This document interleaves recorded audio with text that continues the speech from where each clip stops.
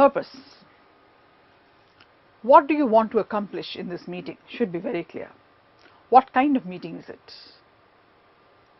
Does the leader need to acquire specialist advice on any subject? Is the leader conversant with the reason for the meeting? Do you need to discuss any of the contents of the meeting with anyone in a higher management position to get some valuable input before we convene the meeting? Support. Is there a need to use advanced visual aids for better presentation? If it is a business meeting and we want to present figures, facts, then a graphical presentation would help a lot. Comparisons, charts. Is a written report required? The numbers, if we have to give the last 12 months numbers and that needs to be circulated, it's a written report. How much general knowledge and awareness is required?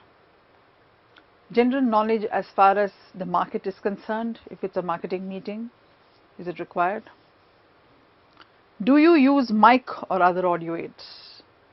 If it's a large hall and you will not be well heard, you may need a mic or a podium to address people. Code for meeting. Start and end on time. It conveys a lot of professionalism.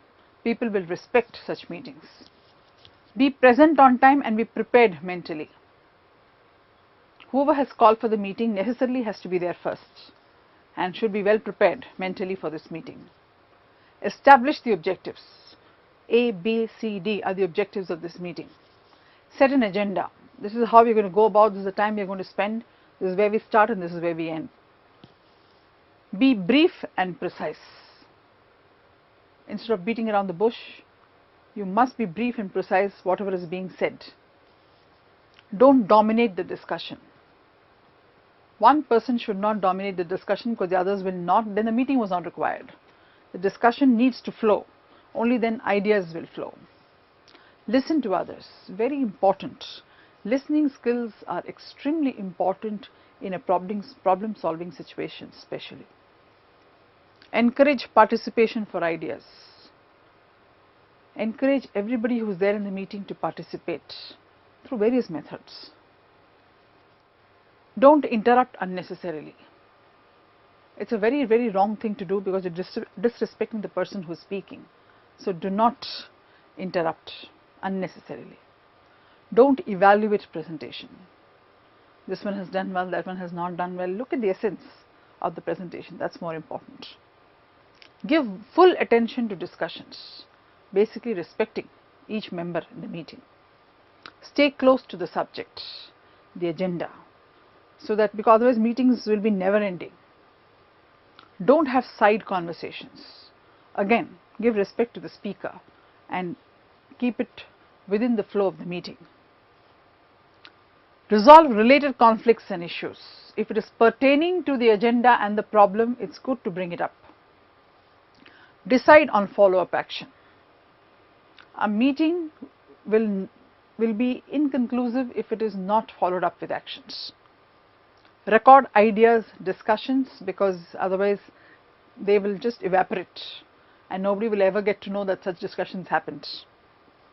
Assess the outcome in the end.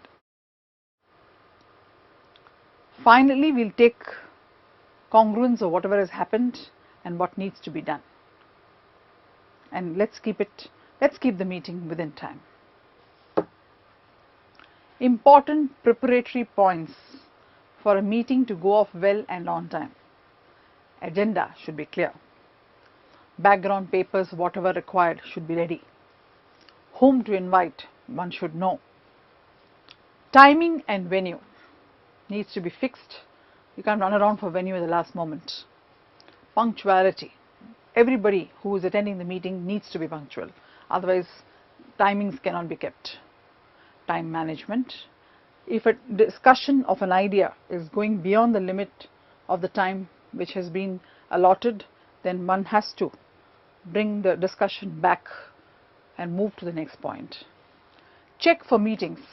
One must have a checklist of all the requirements for a meeting, starting with timing,